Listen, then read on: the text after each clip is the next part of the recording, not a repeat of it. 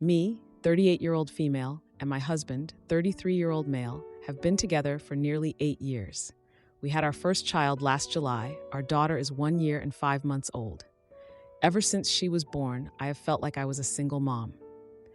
First, he was enrolled in an intense coding boot camp, which I encouraged him to do so he could get a high-paying job and work remotely.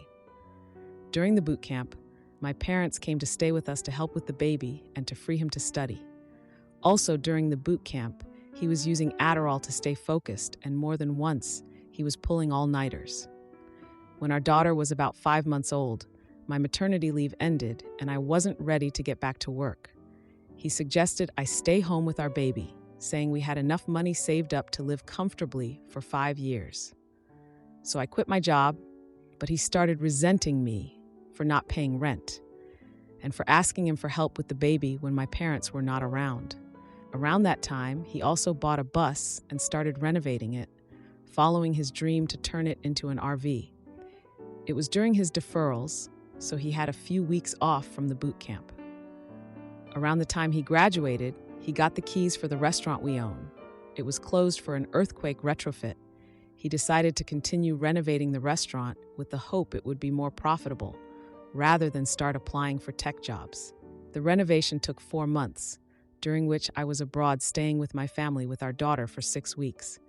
This is when things started to fall apart. He resented me for being on vacation while he was working long hours renovating the cafe. I resented him for not being around and always finding reasons to be busy and not spend time helping to care for our daughter. He always found little projects like creating warming sleepers, buying random auction items, and driving across the state, all during the hardest year of our lives as new parents. I felt like he didn't want to participate in the day-to-day activities of our baby and get to know her.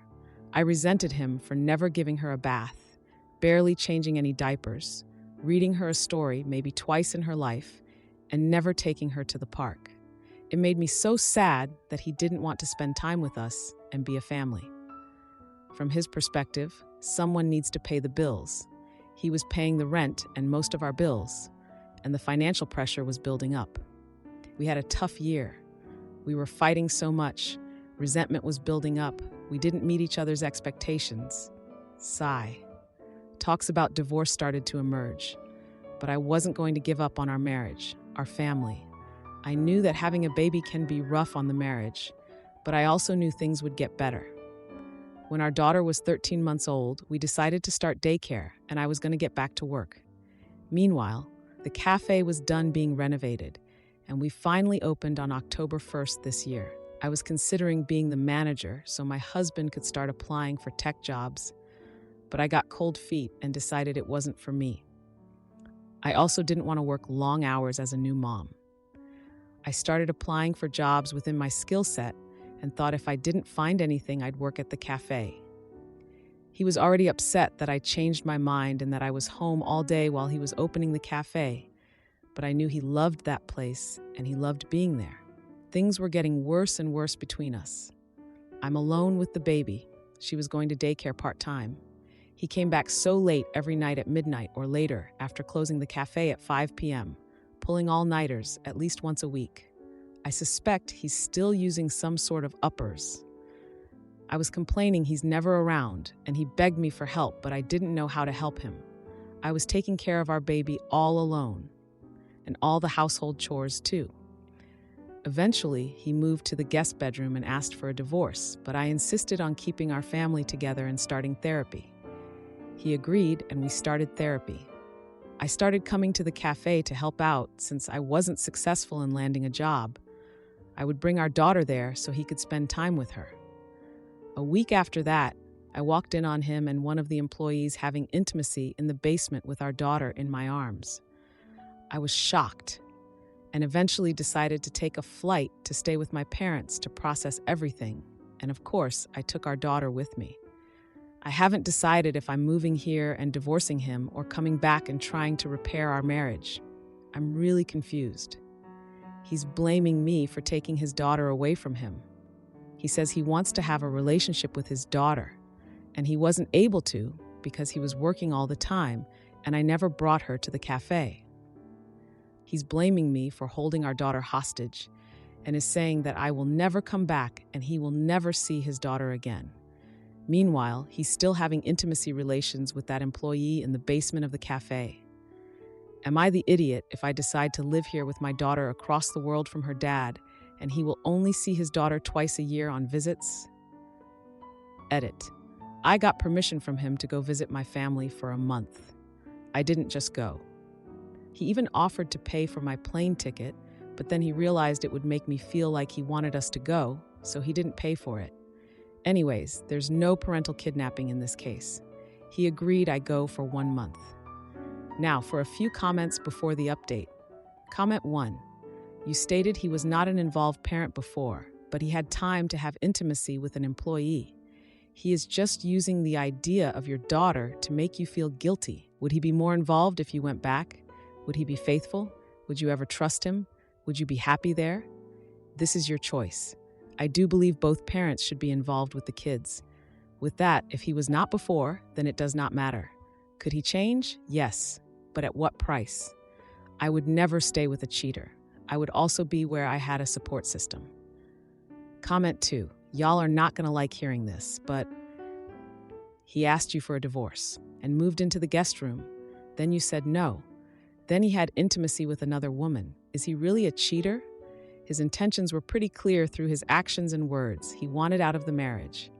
She insisted on therapy. He told you what he wanted. Now you are going to take his daughter away, hurting not only him but your daughter as well, because you feel rejected? Seems like you're the idiot. Now for the update. Hey Reddit, it's been a wild couple of weeks since my last post, and boy, do I have an update for you all. After I caught my husband with the employee, I was devastated. I took our daughter and flew to my parents' place to clear my head. I was torn between divorce and trying to fix our marriage. I had encouraged my husband to pursue his dreams, but it felt like he was living a separate life. While I was away, my husband kept calling, begging for forgiveness. He admitted he had lost his way, overwhelmed by the pressure of running the cafe and missing out on our daughter's life. He confessed that the affair was a huge mistake and that he wanted us to be a family again. I was skeptical, but I couldn't ignore the fact that we had been through so much together. Before the coding boot camp, before the cafe, we were best friends. We'd supported each other through thick and thin. I remembered how he used to surprise me with breakfast in bed and how we'd dream about the future. So I made a decision. I told him that if he was serious about making things right, he needed to show me. And to my surprise, he did. He started therapy on his own and sent me daily updates on his progress. He even sold the bus he was renovating into an RV to show he was prioritizing our family. Meanwhile, I started applying for jobs again. I was determined to regain some independence, whether or not our marriage survived. I landed a few interviews and was feeling hopeful. Then, out of the blue, my husband showed up at my parents' doorstep. He had flown across the world to see us. He came bearing gifts, but not just any gifts. He had made a scrapbook of all the moments he had missed with our daughter, with promises to make up for each one. He also had a plan. He had found a buyer for the cafe and was ready to take a tech job that allowed him to work remotely. He wanted to be present for our daughter and share the responsibilities of parenting. I was shocked. This was the man I married, the one who would go the extra mile for our family. We had long talks, and it was like we were finally seeing each other clearly for the first time in months. The next few days were a whirlwind. We spent time as a family, visiting places from our past, reminiscing, and making new memories. My husband took our daughter to the park for the first time, and I watched them play together, my heart swelling with hope. We decided to give our marriage another shot. We returned home together, and my husband kept his word. He started his new job, and we found a balance with childcare and household chores. We continued therapy, both individually and as a couple. The employee he had the affair with, she was let go, and my husband made a public apology to the staff, taking full responsibility for his actions. It was a tough moment, but it showed me he was serious about change. As for me, I got a job offer in my field, with flexible hours that allowed me to spend time with our daughter and support my husband's new career path. We were rebuilding, slowly but surely. Our daughter is thriving, and we're learning to be partners again. It's not perfect, but it's real, and it's ours. We're planning a small family trip soon, just the three of us, to celebrate our new beginning. My husband's son kept us awake for weeks, so I banned him from our bed, but my husband defended him fiercely. Turns out, the nightmares he hid were the real monster. My husband, 34-year-old male, and I, 29-year-old female, got married less than 2 months ago. We both had children before each other, and we did not live together before getting married. We stayed at each other's places most of the time, but didn't actually start the process of moving until after we were married. When we lived alone, my 2 children, 8-year-old male and 9-year-old female, slept with me more often than not, and my now stepson, 5-year-old, slept with his dad. However, when we stayed together, and since moving in together, I have never allowed my children to sleep in the same bed with us. They have their room and their own beds, just as my stepson does. But my husband refuses to even try to get him to sleep in his own bed. He said, I'm never going to tell him he can't lay beside me to sleep, as long as I'm his comfort, and as long as he wants to be there, and as long as he wakes up asking and looking for me. So, never? My kids still wake up looking for me, but they sleep in their own room. He also said he doesn't want the 5-year-old to wake up alone and crying in the middle of the night and have to get up and go into the other room to comfort him. Our bedrooms are only separated by a bathroom. It's not like my stepson would be waking up alone in a dark forest. He would be right across the hall. I feel very strongly about this, and am entirely uncomfortable sharing a bed with a child that is not biologically mine. To the point that when his son is here, I have started sleeping in another room. And actually, since we're married, I wouldn't even desire to co-sleep with any biological children we may have in the future. A crib in the same room while they're a baby, sure, but I believe our marital bed should be just that. It's our space to have alone time, be intimate, etc., especially since we have 3 kids. After they're asleep is the only alone time we have when any of our children are home. I also feel as if I have no say in something happening in my own home and bed, and that I'm expected to just get over it or continue sleeping in another room alone. And like my thoughts and feelings don't matter. We should still be in the honeymoon phase, not sleeping in separate rooms. I think this is going to cause a huge rift in our marriage and possibly even resentment, and that terrifies me. Am I the idiot? I'm not sure what to do and would appreciate any advice. Ite. Trying to read all of these, but it's a lot, so let me answer some questions I have seen. Yes, I had sleepovers with his son present before we got married, but before we got married and moved in together, the 5-year-old didn't have his own bed. My husband had never changed his room from a crib to a big boy bed and just let him sleep with him instead. His room had basically nothing in it. Now, he does have a very cool, nicely decorated superhero-themed room that he loves. He doesn't insist on sleeping with his dad. His dad does. He will fall asleep on the couch most nights, and my husband will move him into our bed. My kids slept with me more often than not, as I said, but did sleep in their own rooms just fine, even when we lived alone. They went through periods of consistently sleep in their room and periods of asking to sleep with me. When we started talking, before getting married, about everyone living together, my kids and I talked about how the dynamic was changing, and husbands and wives sleep in the same bed, and kids sleep in their rooms. They were perfectly okay with it. I'm not a single parent anymore. There is someone else that is supposed to share my bed.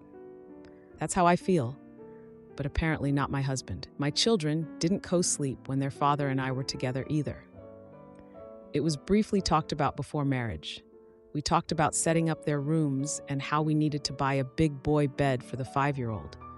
He made comments like when his child had trouble sleeping, he'd have to come cuddle or something, which is fine. I don't have issues with a 5-year-old waking up crying and needing comfort. I'm not a total monster. I just want a safe, private space for my husband and I to have alone time. I'm okay with something transitional, not just cold turkey sleep in his own bed, and have suggested things like others have, that my husband lay in his bed with him to get him to sleep and so on. Just to get told, I'm not telling him he can't sleep with me. I don't have any issues with my stepchild. And outside of this Reddit thread, he is my son too. I'm using stepson, his son to clarify. Now for a few comments before the update. Comment 1. You and your husband need to discuss this with his child's pediatrician.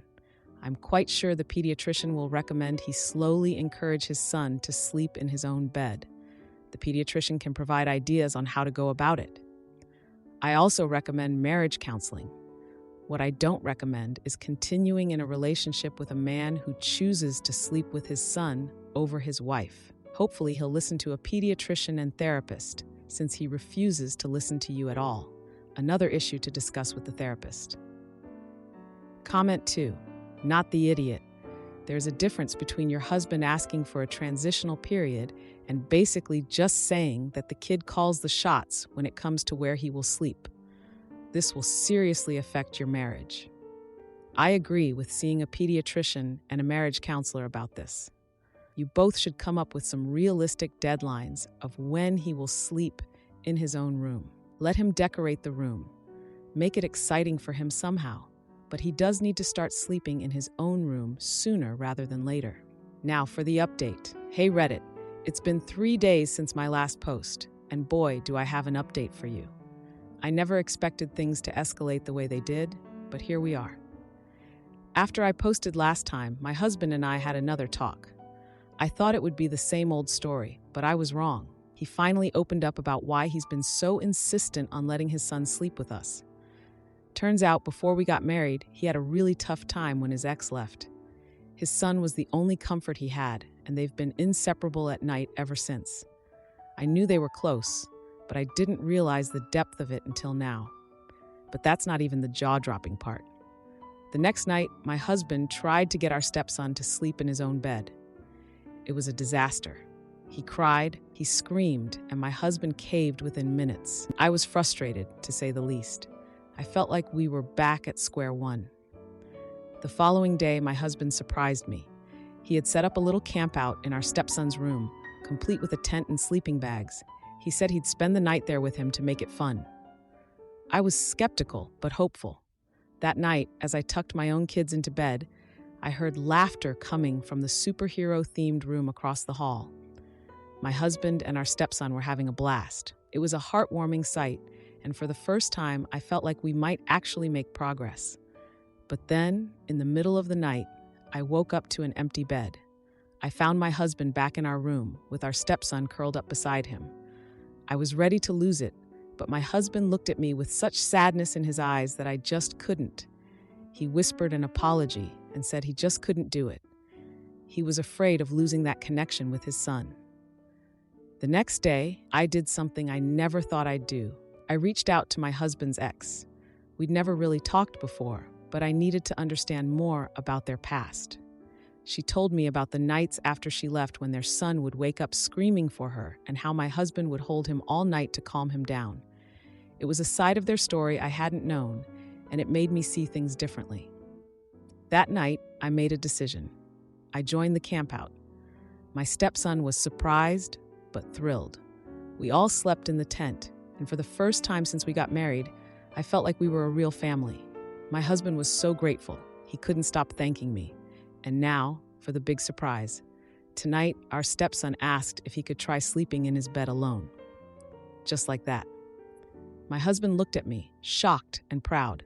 He stayed with him until he fell asleep, then came back to our room. We lay there, holding each other, and for the first time in what felt like forever, I felt like we were truly partners.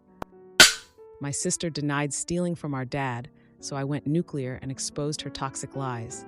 She played the victim, but the missing money was just the start. Okay, here it is, and well, I have to give a whole backstory to our lives for it all to make sense, I feel like.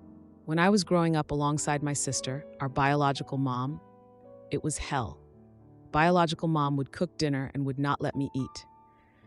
I had to ask for food or drinks, and 99.9% of the time I would get told no. Basically, she starved me. My dad worked second shift and was never at home. When he would come home, everything was normal. I got to eat, drink, and do all the things I wasn't allowed to do when he wasn't at home. So when he was home, I would always be up his butt.